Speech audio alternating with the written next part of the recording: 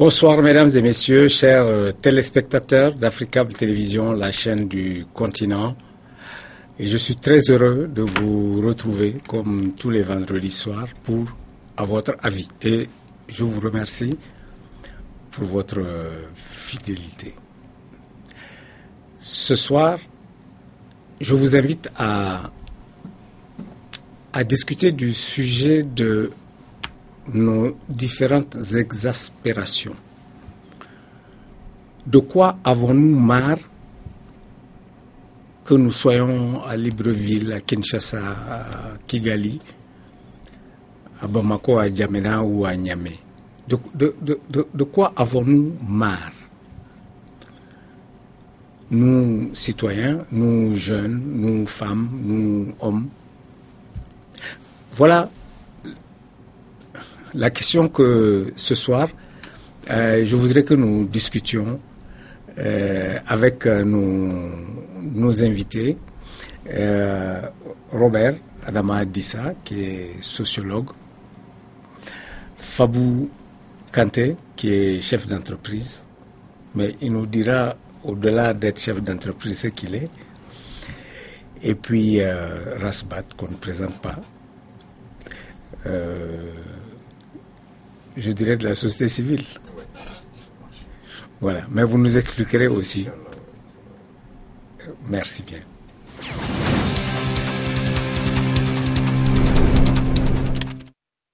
Voilà, alors nous allons d'abord suivre le micro-trottoir dans votre avis avant d'entrer dans le vif de notre sujet.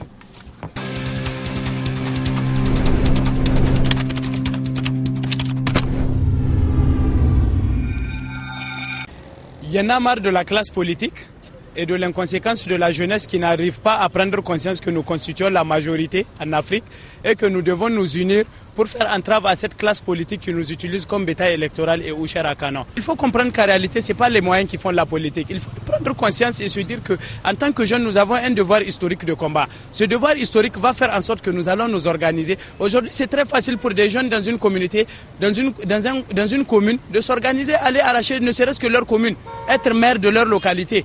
Que des jeunes dans leur localité aillent arracher le poste législatif. Dans mon pays, présentement, ce qui fait la une des journaux dans le monde entier, c'est la crise, la rébellion au Mali. Donc franchement, ce que moi je constate dans tout ça, c'est que...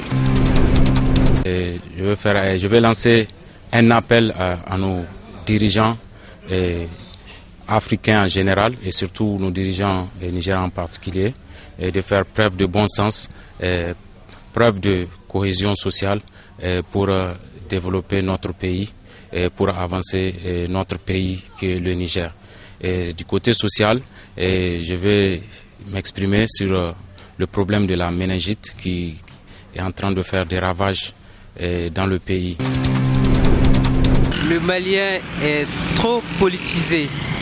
On pense que tout le monde doit accuser ceux qui gouvernent, mais on ne sait pas réellement ce que doit être ou doivent être nos devoirs. Bon, aujourd'hui au Mali, la chose dont on a marre, tout le monde le sait, c'est le problème du Nord là. Les rébellions qui est soutenu par la France, on le sait, mais les officiels ne le disent pas de façon ouverte, mais la population le sait. C'est cela qui nous empêche de dormir aujourd'hui. Il y en a marre du changement climatique qui fait que les jeunes en milieu rural sont obligés de quitter leur ville pour manque d'eau pour venir dans les grandes villes. Il y en a marre du sous-emploi de la jeunesse. Il y en a marre de l'exploitation des sociétés occidentales qui exploitent à plus d'un titre la jeunesse qui travaille. Il y en a marre de tous ces maux qui minent la jeunesse, dont le sous-emploi est le premier.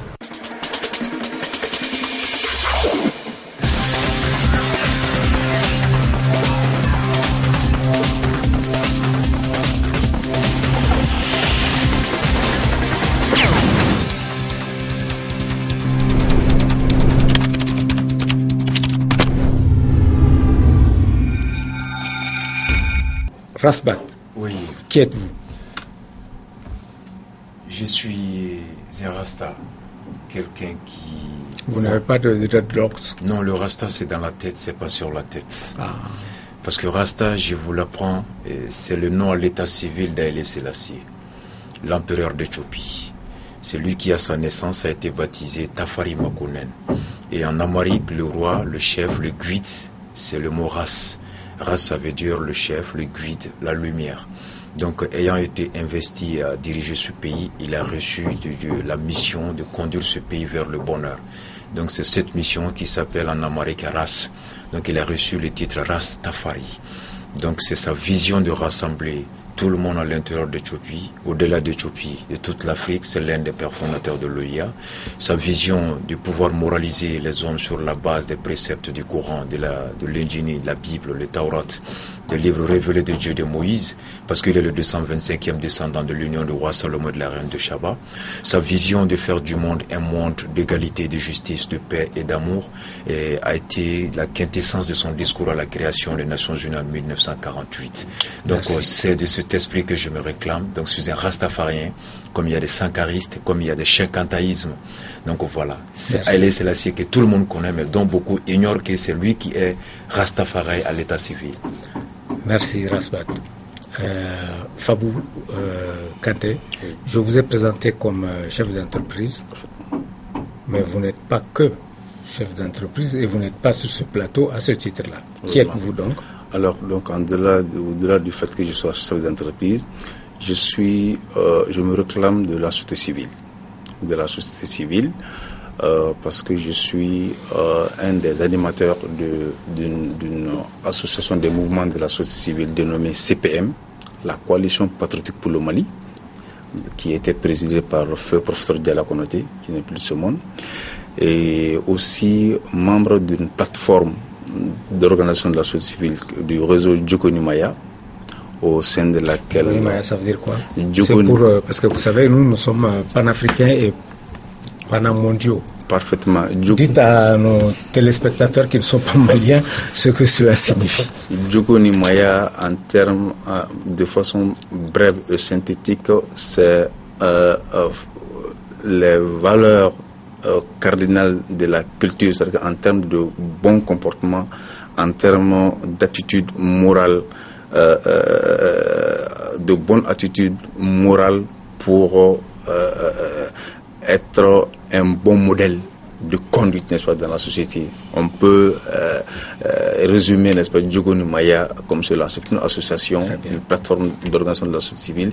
Je porte plusieurs casquettes parce que je suis aussi membre d'une autre association de la société civile qui s'appelle ICMA, Initiative pour le changement au Mali et en Afrique, et qui est aussi membre du réseau Djokoni Maya. Voici ce qui est dit.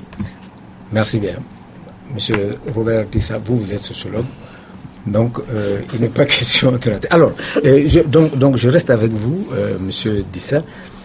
Nous venons de suivre le micro-trottoir dans votre avis. Oui. Qu'est-ce que cela vous inspire comme réaction? Ah oui, j'ai vu quand même des réactions assez virulentes, des réactions très très vives. Et quand les gens parlent de Y'en a marre, en le disant, ils le disent avec conviction. Là, j'ai compris que ce dont ils se plaignent, c'est que c'est vraiment profond. Et j'ai vu beaucoup de mots soulignés, ici et là. C'est vrai que la plupart reviennent sur les mêmes problèmes, mais ce que je note tout de suite, c'est la conviction avec laquelle les gens parlent de ce dont ils en ont vraiment marre. Voilà. Très bien. Rasbat. Oui. Comment réagissez-vous à ce micro-trottoir? J'ai vu les deux choses qui à la limite un peu se retrouvent dans le jugement de tous les Africains, conscients un peu de l'état dans lequel nous sommes. Il y en a marre en même temps de la conduite d'en haut des gouvernants. Il y en a marre aussi un peu de l'inactivisme, du passivisme de la jeunesse d'en bas. Et donc, cela... Alors, permettez-moi de vous interrompre justement à ce niveau-là, oui. Parce que ça, c'est très important ce que vous venez de dire. Alors, la jeunesse africaine, enfin, si le sociologue nous dira si ce concept existe, mais la jeunesse africaine telle que nous la percevons nous paraît précisément ne pas être à la hauteur des enjeux. Lorsque nous nous projetons dans l'histoire d'autres peuples, à d'autres époques, et où la jeunesse a été face à ses responsabilités, nous avons vu d'autres types d'engagements. Là, on a l'impression que...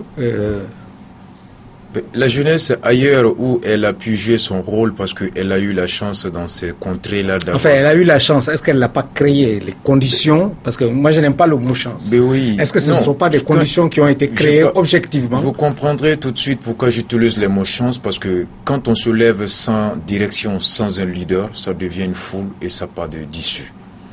La jeunesse, elle est une force. Comme l'a dit Karl Marx, quand la conscience pénètre la masse, elle devient une force qui doit changer. La jeunesse, elle est cela, elle doit avoir quelqu'un qui puisse l'impulser, qui puisse l'encadrer, qui puisse diriger, canaliser son énergie. Donc ailleurs où il y en a eu, c'est ce qui fut le cas aussi. Aux États-Unis, des grands leaders qui ont changé la vie d'une communauté. Vous aviez les Martin Luther King, vous aviez les Malcolm X. En Afrique du Sud, il a fallu de Thabo Mbeki, il a fallu de Walter Sisulu, il a fallu de Nelson Mandela. Partout dans l'histoire d'Alexandre le Grand, même en France, en la Révolution, les tenants des révolutionnaires, les Robespierre, les Danton, c'était des quarantaines qui avaient une conscience, qui ont su canaliser la Révolution pour en produire la République en France. Au Mali, il y en a eu Sundiata Keita pour venir canaliser la colère des Mandinka pour créer l'Empire du Mandé. Chaka Zulu en Afrique du Sud. Thomas Sankara, c'est comme ça, il faut... La jeunesse africaine aujourd'hui... Attendez, oui. Rasbat, quand vous dites c'est comme ça qu'il faut, mais comme ça qu'il faut, ça ne vient pas, c'est pas ex nihilo. Et justement, c'est ce que je suis en train de vous dire. Aujourd'hui, nous sommes là, c'est un peu aujourd'hui, la jeunesse africaine doit prendre conscience d'abord qu'elle est l'otage d'un système. Qu'elle est l'otage d'un système, comme l'a dit l'un des intervenants, qui prennent conscience qu'ils ne sont utilisés qu'à but de bétail, d'escalier pour certains d'accéder au sommet. Quand nous aurons pris conscience qu'on est en train d'utiliser cette force que nous avons dans un but contre-productif pour nous, alors, comme l'a dit, la prise de conscience en soi est le déclic vers la liberté. Donc c'est là qu'il doit faire pour comprendre. On est victime d'un système. Le système fait qu'aujourd'hui nous sommes formatés à devenir, à se résigner, à subir et à la limite même à emboîter le pas de ceux-là qui sont les gouvernants. Parce que finalement on s'est dit que j'ai beau essayer dans ma zone, quelqu'un est de l'autre côté pour en train de tirer profit du système et au finish, je me retrouverai en bas de l'échelle et lui en haut de l'échelle. Parce qu'on a tout matérialisé. Toute l'ambition a été calquée sur les matériels. On va y arriver. Je vois que vous avez beaucoup à dire. Monsieur Kanté. Alors, vous êtes chef d'entreprise, ce qui est une très bonne chose. Vous êtes jeune, ce qui est encore mieux. Et puis, troisièmement, vous êtes membre d'une association dont vous nous avez dit qu'elle s'appelait, je crois... La CPM, la Coalition Politique pour le Mali. Voilà. Alors, expliquez-nous ça et puis dites-nous pourquoi vous êtes sur ce plateau. Est-ce que vous avez marre de quoi? Écoutez... D'abord, est-ce que vous avez marre de quelque chose? De beaucoup de choses. Bon, alors donc voilà. Bon, expliquez-nous d'abord. Vous savez, qui vous êtes. Vous savez, avoir marre d'une situation, c'est être fatigué, n'est-ce pas, de la vivre. Être fatigué de la vivre, c'est en être énervé, irrité et même sidéré. Bref, c'est en être exaspéré. Et je pense que c'est ce que le micro-trottoir, n'est-ce pas, vient de nous révéler. Avoir marre de quoi? De beaucoup de choses, mais principalement et essentiellement de deux choses. La première, c'est l'impertinence, l'incohérence de tous ces systèmes, n'est-ce pas, éducatifs que nous avons en place, et de l'inefficacité, n'est-ce pas, de ces systèmes économiques qui sont en place dans les pays africains de façon générale et dans le nôtre de façon particulière. Donc, je parle de ces deux systèmes essentiellement parce que ils sont les éléments essentiels de l'épanouissement, en tout cas de la création d'un environnement adéquat à l'épanouissement de l'être humain, des individus et des collectivités. Alors que tant que vous n'avez pas un système éducatif fiable et viable, associé à un système économique efficace dans un pays, cela veut dire que vous aurez marre, n'est-ce pas, de beaucoup de choses. Vous aurez marre d'une école qui ne produit, n'est-ce pas, que des déchets. Vous aurez marre... Vous pensez que le système éducatif en Afrique produit des déchets? Malheureusement, oui. Dans la plupart des cas. Vous savez, Aristote disait que tout discours sur tout est un discours sur rien. Ça veut dire qu'il ne faut jamais tout généraliser. Mais la majorité des situations, n'est-ce pas, que nous vivons dans les pays africains, malheureusement, les systèmes éducatifs que nous avons sont des systèmes, n'est-ce pas, inopérants, sont des systèmes qui ne répondent à ni aux exigences, aux aspirations des populations en général et de la jeunesse en particulier, ni aux exigences, n'est-ce pas, des temps modernes. Système économique et système éducatif, inefficace à tous les niveaux. Je pense que c'est important de le suivre. Nous allons aller dans le système économique tout à l'heure, parce que je crois que c'est le cœur. C'est ce qui m'intéresse en tout cas le plus dans le débat. Nous tous ici, je pense. Okay. Mais étant entendu que le système économique est dépendant en réalité de la vision politique de la gouvernance. Monsieur le sociologue Robert Dissa, alors, réaction par rapport à premier tour de table. Premier tour de table, moi je dirais qu'effectivement, ce que mes prédécesseurs ont dit, il y a beaucoup de choses à décrire en Afrique. Il y a beaucoup de choses qui ne marchent pas, qui n'ont pas marché, et à ces rythmes-là qui ne marcheront jamais. Voilà, ça ne marche pas. Voilà, maintenant... Mais si ça ne marche pas, c'est les peuples. Pourquoi tout le monde parle des dirigeants, des machins, mais les peuples, ils sont où? Qu'est-ce qu'ils font? Maintenant, c'est là où je voulais aller dans les peuples, justement. En fait, les peuples, leur problème, d'abord, c'est l'éducation. Parce que je vois que Rasbat me regarde avec... Oui, c'est vraiment une question... Il a un regard, il me fusille. C'est vraiment... Mais oui, non, mais bien sûr, mais les peuples sont où? C'est-à-dire leur problème, c'est fondamentalement un problème d'éducation. Moi, je ne parlerai pas des systèmes éducatifs. Parce que généralement, quand on parle d'éducation, on parle en réalité d'instruction publique. Ce qui n'est pas forcément l'éducation. On aura toujours marre des choses tant que nous n'aurons pas une éducation qui nous permettra, mais vraiment, d'être des hommes, tout simplement. Oui, mais monsieur Dissa, est-ce que vous comprenez Rasbat? Est-ce que vous comprenez monsieur Kanté? Est-ce que vous comprenez le micro-trottoir lorsque ils vous disent non, on en a marre parce qu'on ne vit pas? Parce qu'en réalité, c'est ça. Franchement, est-ce que vous comprenez ça? Non. Vous ne le comprenez pas? Non, je ne le comprends pas. Expliquez-nous ça. Je ne le comprends pas dans la mesure où, pour la plupart du temps, il y a en Afrique deux types de jeunes. Deux types de jeunes. Il y a un premier type de jeunes partis à l'école qui a eu la chance... Est-ce que les deux types de jeunes sont représentés sur ce plateau? Non. Très bien. Le premier type de jeunes est là. Bach et puis Kanté, c'est des jeunes partis à l'école qui ont eu à faire de très très bonnes études, qui ont eu une bonne éducation au niveau de la famille, qui ont eu des grands frères, des aînés qui les ont bien suivis. Non, même pas du quart de la jeunesse d'Afrique qui se plaît. Très bien. Ouais. Compte tenu de leur statut à eux deux aujourd'hui. Parce que toute cette grande masse de jeunes africains qu'on a dans nos rues, qui sont en train de déambuler ici et là, qui sont perturbés, qui ne savent même pas où aller. Mais tous ces jeunes-là, en réalité, qu'est-ce qu'ils n'ont pas eu? Ils n'ont pas eu une bonne éducation en famille. Ils n'ont pas eu des aînés qui se sont chargés de les suivre, de les guider. S'ils n'ont pas reçu de bonne éducation dans leur famille, qui en est responsable? Justement, les aînés. Les aînés. Les aînés. Les grands frères directs, les pères et les mères. Très bien. Oui. Alors, on va donc avancer. Monsieur Kanté, alors on vient de faire un petit échange. Ma première question va à vous. Vous êtes chef d'entreprise, vous êtes jeune, vous êtes africain. Vous m'avez dit tout à l'heure, j'en ai marre de beaucoup de choses. Je vous demande en priorité de me donner 3 causes de votre exaspération.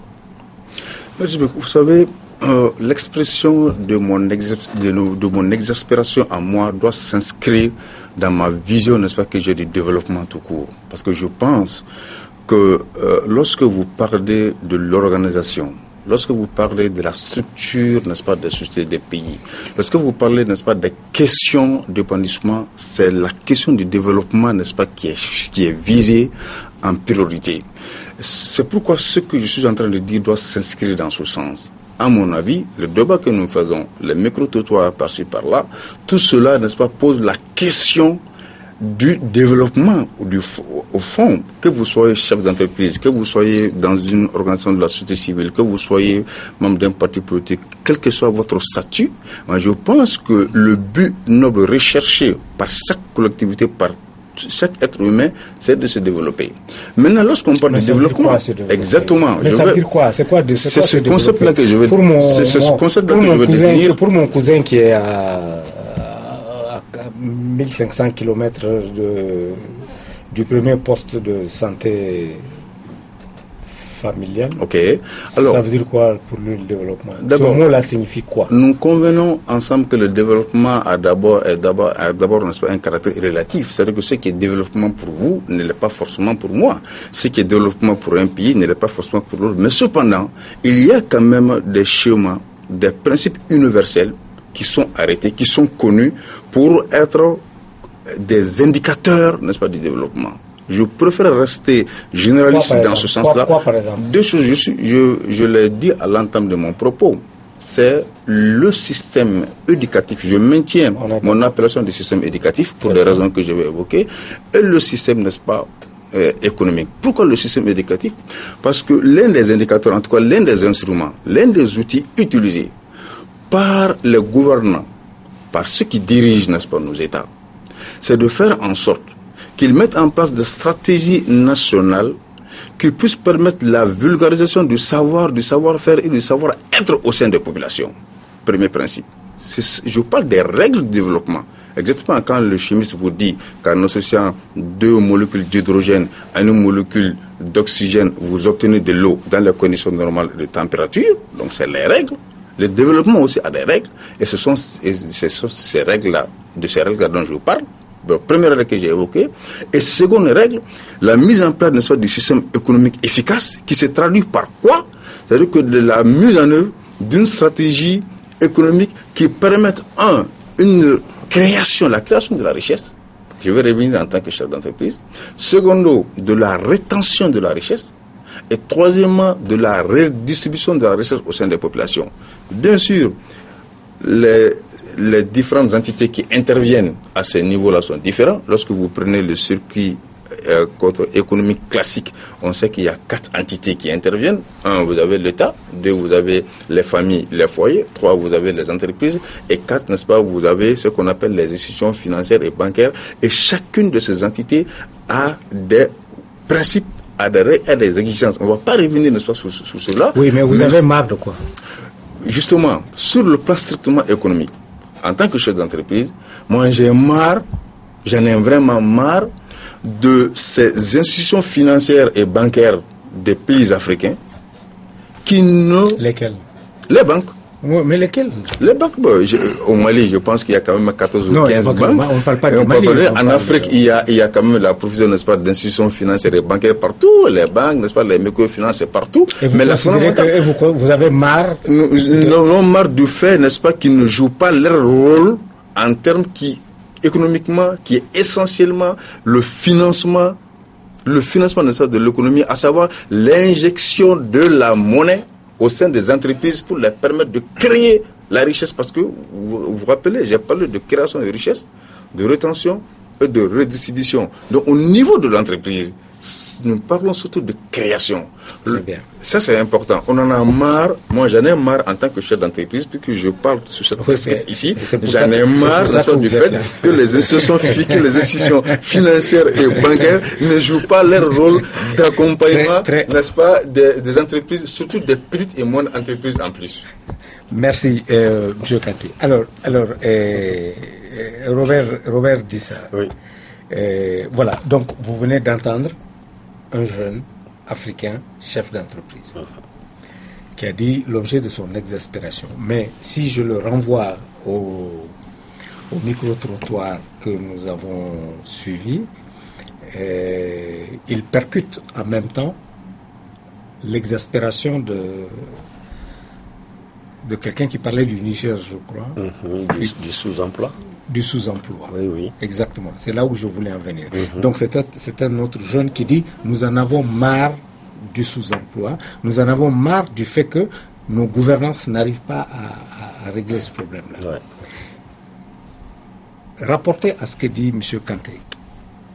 Ouais, comment réagissez-vous? Oui, je réagirais de la même façon que mon frère Bachili, qui à l'entame de son propos a dit quelque chose. En fait, il en a marre de l'inefficacité en haut et il en a marre du laxisme en bas. Quand on doit parler du sous-emploi des jeunes Africains, voici en réalité ce qu'on doit se dire. C'est vrai, il n'y a pas de très grande politique au niveau gouvernemental pour l'insertion professionnelle des jeunes. Pourquoi il n'y en a pas? Il n'y en a pas, je ne sais pas. Moi, je ne sais pas pourquoi, mais... Pourquoi est-ce que d'abord, est-ce que vous êtes d'accord avec Robert Dissa sur ce point? Je n'ai pas fini. Non. Tu as toujours la parole. Mais je voudrais taquiner un peu. Mais oui, moi j'ai entendu tellement de choses que j'ai tellement de choses à dire. D'un côté, je me dis que aujourd'hui, le problème de tout ce dont nous souffrons et dont on en a marre. Donc qui souffre? Moi, je souffre de rien. Mais, si vous en souffrez, peut-être que vous n'en avez pas conscience. On va vous faire prendre conscience que vous souffrez vraiment. Je ne suis pas conscient. Parce que vous souffrez, ça vous plaît pas de voir votre enfant à 22 ans n'a pas de boulot. Ça vous plaît pas de voir votre cousin de 30 ans qui est en train encore d'attendre que son père rentre du marché pour lui prendre de l'argent. Ça vous plaît pas de voir votre fils se faire arnaquer par les policiers au bout de la rue. Ça vous plaît pas de voir votre tante qui a la vérité, mais au tribunal, le juge lui donne tort parce que quelqu'un de plus puissant a payé le mandat. Ça vous plaît pas de voir le maire pour qui vous avez voté, qui ramasse les taxes de vos mamans au marché et dont il n'est pas payé, mais allez se payer une villa. Ça vous plaît pas de voir cet élu que vous avez élu, mais qui défend des politiques, qui vendent toutes vos entreprises publiques et vêtent vos cousins et vos frères à la rue, tout simplement pour les beaux yeux du capitaliste. Voilà, vous en avez marre parce que vous seul vous suivez pas. Votre nourriture n'est pas que la nourriture du corps, mais il y a aussi de l'âme. La société souffre au regard de vous, ça pourrit l'atmosphère. Donc vous en souffrez, mon frère. Voilà tout ce dont nous souffrons. Non, moi je souffre de rien. Donc vous en souffrez. Oui. À la fin de l'émission, vous en prendrez conscience qu'on souffre en Afrique ici. On souffre, il faut un laboratoire, cet hôpital-là. Très bien. On va revenir parce que c'est Robert Dissa qui avait la parole. Et donc je la lui remets parce que c'était de la provocation que je faisais. Mais vous l'avez réussi. Donc moi je disais que par rapport au sous-emploi, en fait, si on regarde comment l'État, nos États africains, emploient les jeunes, ils nous emploient en fonction... Ou n'emploient pas les jeunes. Oui, ou n'emploient pas les jeunes. Parce que là, le plus souvent, on va parler de concours de la fonction publique, partout, où c'est l'État qui doit recruter. Le plus souvent, on parle des concours de la fonction publique. Ernest Dumont, un grand économiste, qui avait étudié, en fait, les rapports entre l'école en Afrique et le marché de l'emploi, avait parlé en son temps d'une sous-scolarisation qui est en même temps une sur-scolarisation. C'est-à-dire que déjà, il y a un problème, compte tenu du nombre de jeunes Africains qui doivent aller à l'école, qui n'ont pas encore eu la possibilité d'aller à l'école. Et pourtant, ce que les écoles déversent sur le marché du travail chaque année est tellement élevé que finalement le chômage est galopant. Par exemple, nos universités, c'est par des dizaines de milliers chaque année, en fait, déversent des chômeurs, des gens qui ont leur diplôme sur le marché. Mais quand il y a un concours de la fonction publique, par exemple, on veut prendre les sociologues, il y a juste 2 sociologues dont on a besoin parmi 5 000, 20 000 et sociologues qui ont leur diplôme en main. Donc, déjà, il y a insuffisance d'offres d'emploi venant de l'État. Mais maintenant, les jeunes eux-mêmes qui sont concernés par rapport à ce chômage, mais concrètement, qu'est-ce qu'ils font eux-mêmes pour travailler, pour trouver du travail? Parce qu'ils sont malheureusement victimes, pas d'un système éducatif, moi aussi j'insiste, ils sont victimes d'une éducation qui ne leur permet pas, dès le bas âge, de comprendre que dans la vie, le meilleur des emplois, c'est l'auto-emploi en fait.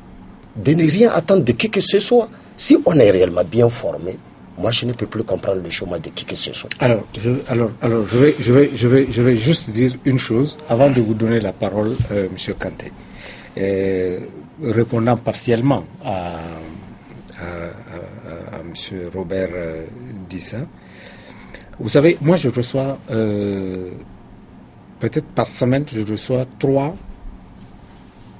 jeunes dans mon bureau, à côté ici, qui viennent chercher de l'emploi, qui cherchent d'abord un stage. Donc moi je les reçois pour savoir si cela est possible ou pas. Je vous assure, alors que je ne suis pas quelqu'un de très exigeant, au-delà du raisonnable, il m'arrive de refuser pendant 2 mois une seule demande de stage. Vous savez pourquoi? Parce que la personne qui est devant moi n'est en général pas capable de m'expliquer pourquoi elle veut ce stage-là. Si vous permettez. Monsieur Kanté, oui, je reviendrai à vous, Rasbat. Oui, on est, n'est-ce pas, je vous pose la question. Je vous pose la question parce que vous êtes chef d'entreprise, c'est-à-dire que vous êtes supposé vous être dans une position de création d'emplois ou en tout cas de résorption d'un certain nombre d'exaspérations des jeunes. Tout à fait. Est-ce que oui, c'est le cas? Oui, nous sommes dans la foulée, n'est-ce pas, de l'analyse. Ça veut dire le fait que dans un pays, que vous ayez un système, n'est-ce pas, éducatif, qui produise, n'est-ce pas, des hommes et des femmes. Parce que c'est ce qu'il lui avait dit. Exactement, qui produisent, n'est-ce pas, des hommes et des femmes incapables d'être utiles à eux-mêmes d'abord, avant d'être utiles à la société. Justement. Mais cette responsabilité est toujours imputable au système. Oui, mais le système, c'est qui? Voilà, c'est pourquoi... C'est qui le système? Le système, c'est vous, le système, monsieur Kanté. C'est vous, monsieur Dissa. C'est vous, monsieur Kanté, c'est comprendre par rapport à la relation. Continuez. Le système, c'est nous tous, mais à des degrés de responsabilité, n'est-ce pas, différentes. Absolument, je suis d'accord. Je pense qu'il faut avoir, n'est-ce pas, cette honnêteté. Oui. Moi, je suis d'avis que lorsque ça ne va pas, il ne faut pas se mettre dans la logique victimaire, dans un schéma victimaire. C'est tout le monde, comme on le dit. Quand ça ne va pas, ça veut dire quoi? Quand ça ne va pas, ça veut dire quoi? Quand vous dites ça ne va pas, c'est quoi ça ne va pas? Non, c'est-à-dire que quand ça ne va pas, ça veut dire que le système est en crise.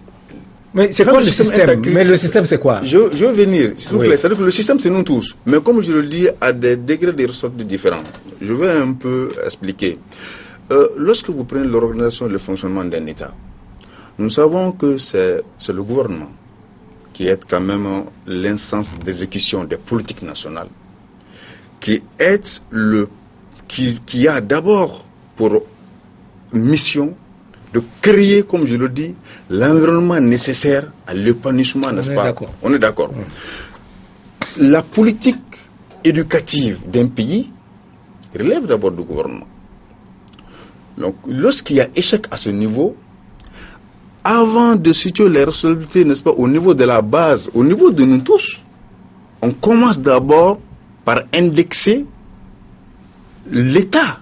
Non, mais on commence d'abord par indexer le Monsieur Kanté, la responsabilité est d'abord familiale. C'est en famille d'abord que commence l'éducation. Parce que quand vous me dites... Vous savez, je parle sous le contrôle, n'est-ce pas, du sociologue.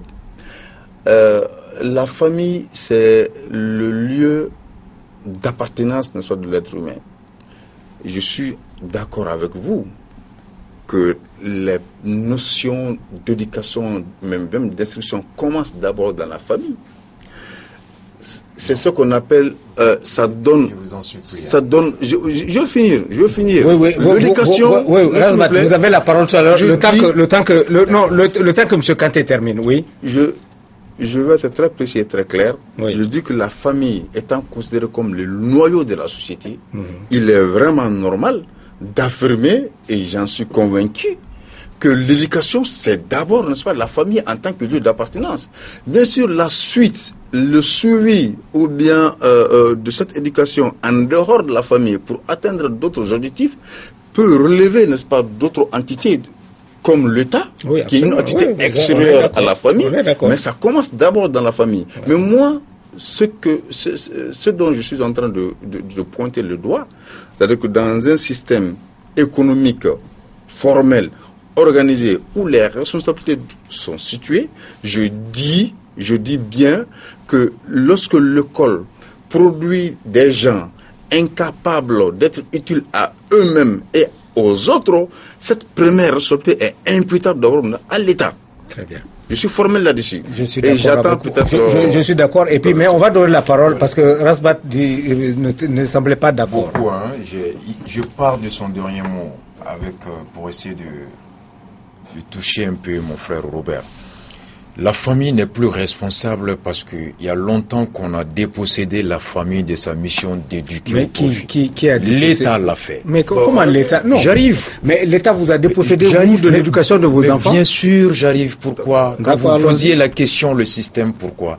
La responsabilité, elle part de cette définition de l'intellectuel, qu'on en convient. C'est celui qui est capable, de par sa connaissance, à trouver les solutions aux problèmes de sa société. Ça, c'est la définition de l'intellectuel. Nous avons... Enfin, c'est une définition. Une définition, qu'on le dit.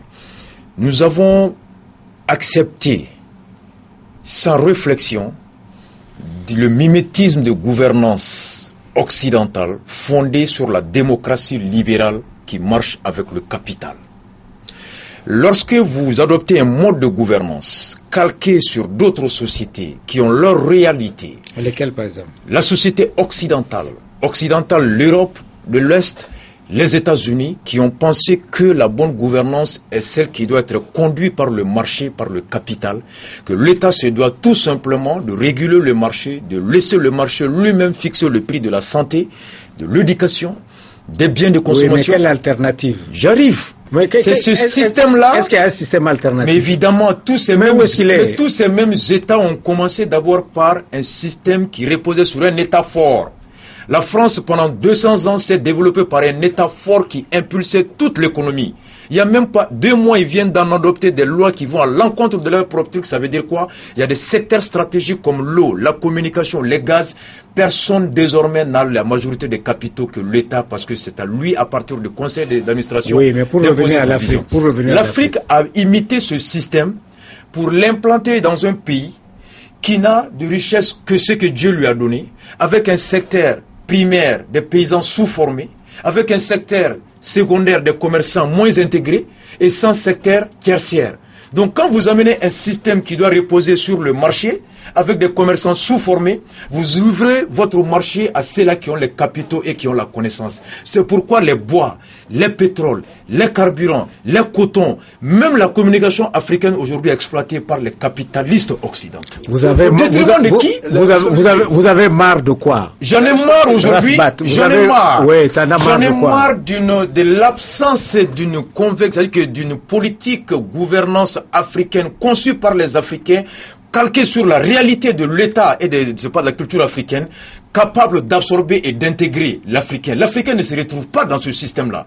Vous êtes en train d'en vouloir au peuple. Est-ce que c'est ce paysan... Mais moi, je n'en veux à personne. Mais oui, je vous ai entendu dire que c'est le peuple qui doit changer. Mais non, j'ai posé la question. Est-ce que le peuple... Moi, je vais au village aujourd'hui, je vois mon grand-père, il me dit, ah mon fils, c'est vous qui avez été à l'école, qui êtes instruit. Quand le grand-père accepte de se mettre sur le blanc de l'élève et son petit frère, il enlève au truc, est-ce que c'est ce paysan qui sait qui est-ce que c'est? Mais moi, je n'en sais rien. Moi, je vous pose la question. Non, moi, la question, elle est quoi? C'est pourquoi je vous ai dit que c'est pas ce paysan qui élu ce député. Mais qui l'a élu, le député? Qui l'a élu? Je suis en train de vous le dire. Oui. Ce paysan-là, oui. On est venu lui dire, ton boulot, c'est de voter pour moi. Oui, mais il a voté. Il a voté. Il est libre. Vous savez ce que c'est qu'il y a un droit, quelque chose qu'on appelle un droit? Non, l'assistance juridique. Les peuples africains sont des êtres qui ne sont pas dans des conditions capables d'apprécier ce qu'on leur demande. Donc l'État délibérément sait que ce citoyen dont je vais aller solliciter ne sait pas ce que c'est que l'Assemblée nationale. Il ne connaît pas ce que c'est que le maire. Il ne sait pas ce que c'est que le ministre parce que c'est des fonctions, c'est des institutions qui ne découlent pas de sa culture, qui ne découlent pas de sa société et on ne l'a pas initié à ce nouveau système-là. On veut le prendre pour responsable. On dit que l'Africain est passif, c'est pas ça. Monsieur Mais vous allez voir ouais. ce jeune au village. Monsieur Dissa. Vous lui demandez comment il veut se marier. Ce jeune au village vous dira toute la procédure traditionnelle pour aller se marier. Monsieur Il vous dira que quand je vole le bétail, je vais encourir des sanctions. Mais ce système juridique... Est-ce que je peux vous interrompre? Avec votre permission. Robert Dissa. Oui. Vous avez entendu Kanté et Rasbat. En tant que sociologue, qu'est-ce que vous retirez de ce qu'ils ont... Parce qu'ils ont dit des choses extrêmement intéressantes et fortes. Je vous donne la parole en tant que sociologue. Oui, c'est-à-dire en tant que sociologue, moi je vais commencer par planter un petit décor en parlant de deux types de jeunes africains. Je disais que Bache et puis Kanté appartiennent tous les deux en fait à un groupe de jeunes africains, malheureusement pas du tout nombreux. Et de l'autre côté... Pourquoi ils ne sont pas nombreux? Ils ne sont pas nombreux pour la simple raison que... Oui. Parce qu'on aurait bien voulu avoir... pour la simple raison que... Autant de chefs d'entreprise... beaucoup sont partis. En une phrase, je lui réponds. Non, tu n'as pas la parole. Vous les appelez parce qu'ils ne sauront pas faire le débat en langue française. Mais tu n'as pas la parole. Robert Dissa, allez-y. Même la langue est un obstacle à l'intégration de l'Afrique. Nous allons en parler. C'était l'un des vœux de Steven Biko. Nous allons en parler. Il n'y a pas que Steven Biko d'ailleurs. Voilà. C'est vrai, il n'y a pas que Steven Biko. Okay. En fait, beaucoup de jeunes sont partis à l'école. Encore que nous lui rendons hommage. Beaucoup de jeunes sont partis à l'école, mais qui n'ont pas étudié pour différentes raisons. Autant que, par exemple, ces deux, ils ont étudié parce que je les connais.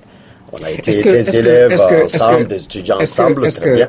Est-ce que, monsieur Dissa, en tant que sociologue, est-ce que vous connaissez, par exemple, des jeunes qui ont disparu dans la Méditerranée,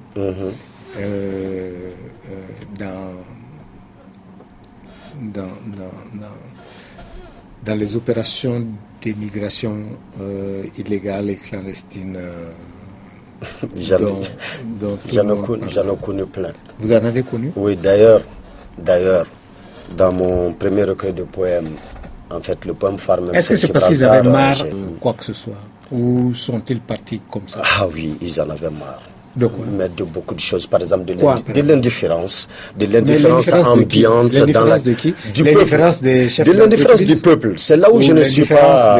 C'est là où je ne peux pas... Moi, je ne peux pas parler de Y'en a marre sans dire que j'en ai marre de mon peuple indifférent. Franchement, moi, je ne peux pas aller. Je ne peux pas parler des problèmes d'Afrique sans parler de l'indifférence. Comment tu peux accuser ton peuple, il ne sait pas non, ce que tu nous réclames. Non, mon peuple sait. Mon peuple sait. Il n'a pas les instruments. C'est pas un peuple idiot. C'est pas un peuple qui n'a pas. Il a la raison critique dans sa langue de pouvoir te dire la raison critique. Il a la raison critique. La raison est la chose la mieux partagée au monde. D'accord. Mais tu lui parles dans une langue qu'il ne connaît pas. Moi, je ne te parle pas d'une autre Robert langue. Moi, Shakespeare, la langue de Molière. Ton président ne s'adresse pas à son peuple dans sa langue. Il va battre la campagne en Bambara, en Peul, en Djoula, en Moussi, en Zoulou. Mais quand il s'agit de gouverner, on dit non, c'est des termes qui sont trop compliqués à expliquer au peuple. Voilà comment on gouverne mon peuple. Oui, alors, Rasbat. Mon problème ici n'est pas un problème de langue. Oui, mon problème ici, c'est un problème de réalité vécue. Ok, je ne suis pas dans la langue. Moi, je suis dans un problème de réalité vécue. Par exemple, moi, j'ai vu des jeunes qui sont partis à l'étranger parce que tout simplement, à un moment donné, ils se sont vus carrément négligés socialement. Ils n'avaient plus d'amis dans la société, ils n'avaient plus de femmes, même leurs propres femmes les quittaient parce que tout simplement, ces femmes-là les abandonnaient au profit des hommes beaucoup plus riches qu'eux. Mais eux, ils avaient marre de quoi? Mais ils avaient marre de quoi? Parce que notre émission, c'est il y en a marre de quoi? Ils avaient marre de quoi? De l'indifférence. Mais de l'indifférence de qui? De leur peuple, c'est-à-dire de leurs concitoyens, d'abord dans leur famille. C'est-à-dire que quelqu'un qui n'a absolument rien. Oui. Il n'a rien. Est-ce Il a fini ses études. On est dans les causes ou on est dans les faits? Non, moi je ne suis pas là. C'est toi qui poses cette question. Maintenant, moi je suis en train de répondre à une question de si je connais des jeunes qui sont allés par la Méditerranée et si je sais pourquoi ils sont partis. Et si ils en avaient marre. Et de quoi ils avaient marre? Voilà, c'est ça mon problème. Ils avaient marre. De quoi? C'est ce que je suis en train de te dire. D'abord, moi j'ai causé avec des jeunes qui m'ont dit qu'ils sont partis affronter la mort. Ils ont préféré aller affronter la mort dans les eaux de la Méditerranée pour la simple raison que ils n'avaient même plus d'amis compte tenu de leur situation de pauvreté. C'est-à-dire donc ils en avaient marre, d'être victimes de ce que j'appelle toujours l'indifférence. L'indifférence de quoi? De qui, disons? D'abord, l'indifférence de ceux-là que eux, ils ont porté dans leur cœur, qu'ils ont aimé, mais qu'ils voient pour différentes raisons, ces mêmes gens qui ne se soucient plus d'eux. En fait, qui n'ouvrent plus leur porte à eux. Quand quelqu'un part affronter la Méditerranée, parce que tout simplement dessus, que dans sa famille, lui étant l'aîné, il se rend compte que le Benjamin de la famille, parce qu'il est celui qui a le plus réussi, lui, il croit que le Benjamin, socialement, est plus écouté, plus respecté que lui. Il a senti de frustration par rapport à ça. Il dit, bon, ok, je ne peux plus supporter ça, je m'en vais. Moi, j'ai causé avec des gens qui m'ont évoqué des raisons comme ça. C'est vrai qu'il y a des gens qui partent par la mer. Tout n'est pas dû tout simplement en fait à des raisons d'exaspération. Par exemple, il y a certaines ethnies chez nous qui aiment même l'aventure, quoi. Voilà. Il y a des gens qui partent pour les études et beaucoup d'autres raisons. Ok. Voilà. Ok. Alors, le chef d'entreprise qui est au cœur de la problématique du développement. J'ai bien aimé, vous avez évoqué le développement. Bien qu'on n'ait pas rentré en profondeur dans le concept. Ouais. Je pense que c'est le cœur, en réalité, de notre problématique. Tout à fait. Est-ce que, en tant que chef d'entreprise, en tant que jeune, bien qu'on décrit le système éducatif et tout ça, vous avez l'air d'être bien éduqué, d'être bien formé. Est-ce que vous pensez que vous êtes dans une position sociale qui peut être répliquée? C'est mon souhait le plus absolu. Vous savez, il y a des questions de fond qu'il faut aborder à mon avis. Abordons-les. Il nous reste 5 minutes. Voilà. Mais abordons-les. Rapidement. Oui. Ça veut dire, quand vous tendez le micro comme ça a été le cas, on vous dit on en a marre de quoi? On en a marre du chômage, on en a marre, n'est-ce pas? Non, il y a même un qui a dit on a marre. Non, il y a même un qui a dit on a marre du dérèglement climatique. Ça j'ai trouvé ça extrêmement important. Aucun de vous n'a abordé cette question. Et lui, il a lié le détraquage climatique à l'exode des jeunes ruraux qui viennent être des vendeurs de n'importe quoi ici. Oui, Rasba, tu as la parole tout à l'heure. Sauter, n'est-ce pas, sur la question de l'immigration. Mais on a 5 minutes. Qui vont aborder, qui affrontent la mort, l'immigration. La cause fondamentale, on revient à la chose, c'est aussi la déception. Parce que qui parle de l'exaspération. Ils sont déçus de quoi? Mais justement, ils sont déçus, n'est-ce pas, du fait qu'ils n'ont plus foi, qu'ils n'ont plus espoir, n'est-ce pas, de vivre en tant que... C'est-à-dire qu'ils considèrent que nos États sont des États faillis. Ils considèrent, n'est-ce pas, qu'ils ne peuvent pas, qu'il n'y a aucun espoir pour eux encore de rester, n'est-ce pas, là où nous sommes. J'ai vu quelques comment on appelle ça, quelques publicités, pas publicités, mais des épitaphes, n'est-ce pas, souvent en ville. Il y a un instant où quelques mois, on disait mon Eldorado, c'est ici le Mali. Je pense que c'est du gouvernement, c'est normal. Pour un peu inciter, pour dire aux jeunes, ne partez pas.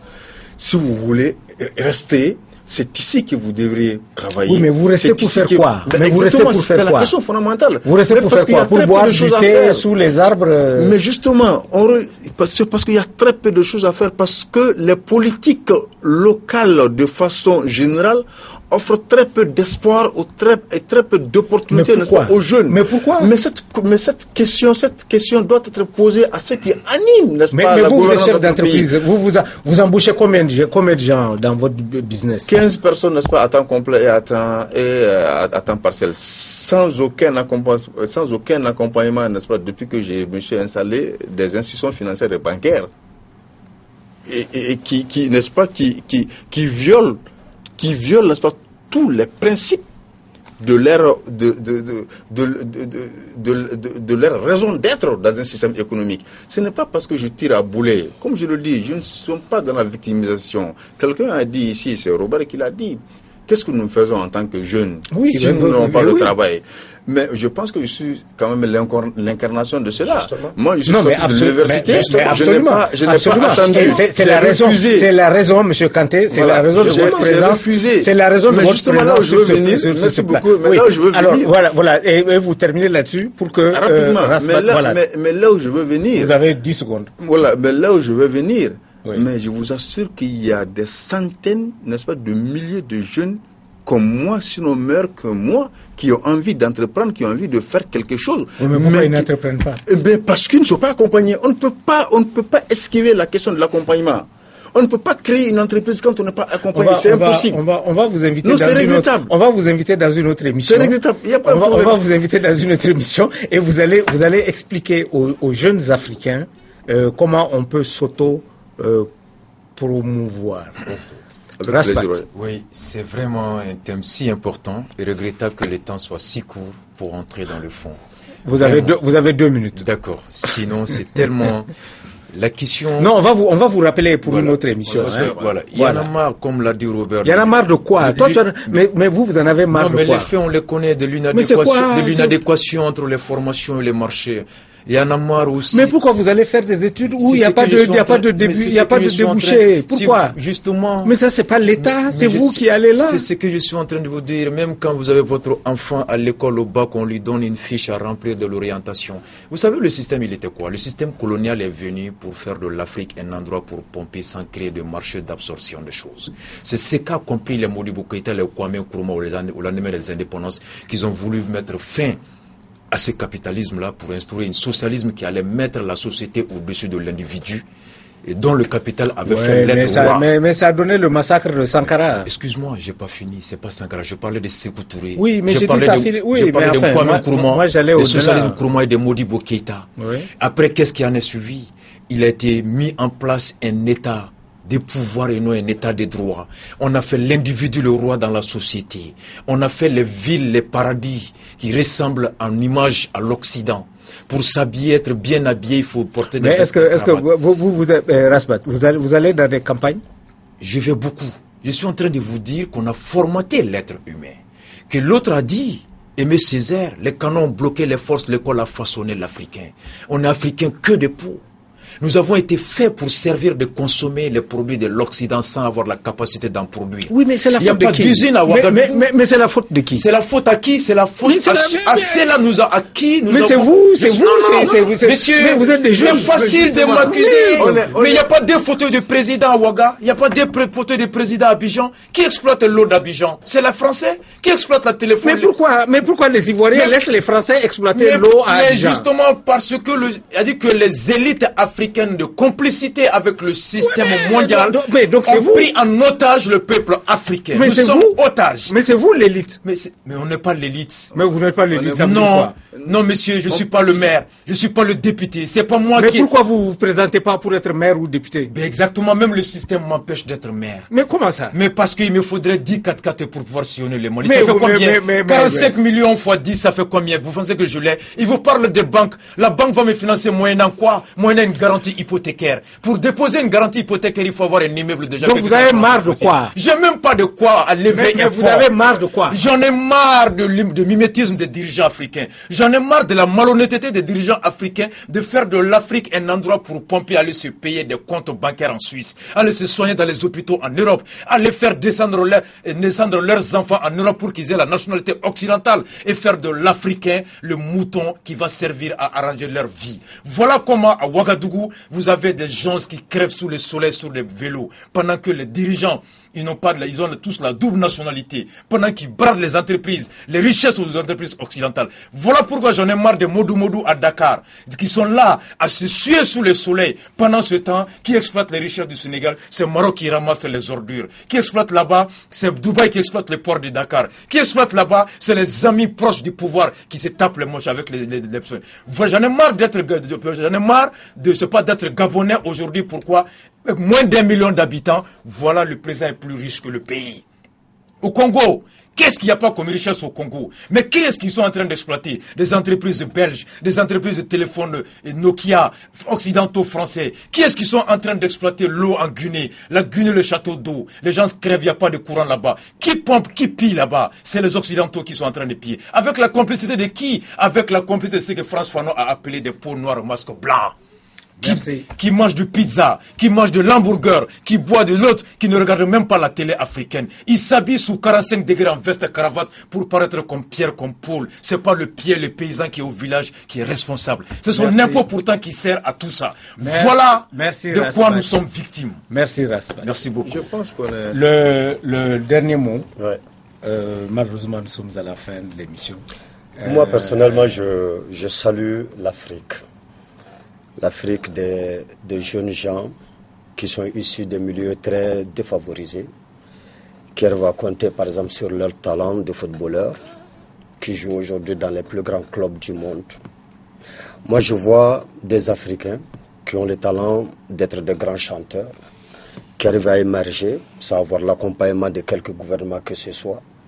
Moi, je vois des Africains qui partent à l'école, qui ne se défont jamais de leurs bouquins, qui entrent en classe, qui savent pourquoi ils sont en classe, qui étudient beaucoup et énormément, et qui arrivent à partir de rien pour avoir tout dans la vie. Ok. Voilà. Merci. 10 secondes. Dernier mot. 10 secondes. Et on va clore l'émission. Quand on en a marre, quand on est exaspéré, quand on est dessus, on ne reste pas figé en train de s'apitoyer sur son sort. On se lève, on s'organise, on travaille, on se bat. Ça, c'est important. Moi, je demande à la jeunesse africaine de sortir, n'est-ce pas, de cette léthargie.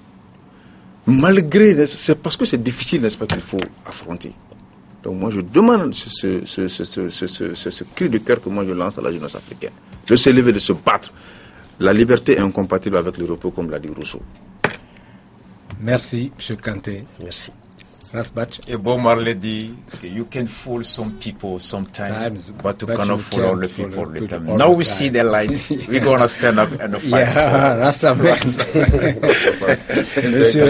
Monsieur Dissa, merci à vous tous. Très bonne je suis sûr et certain que nous allons nous retrouver autour de ce même plateau, mais dans le cadre d'une autre émission, mais dans le même concept.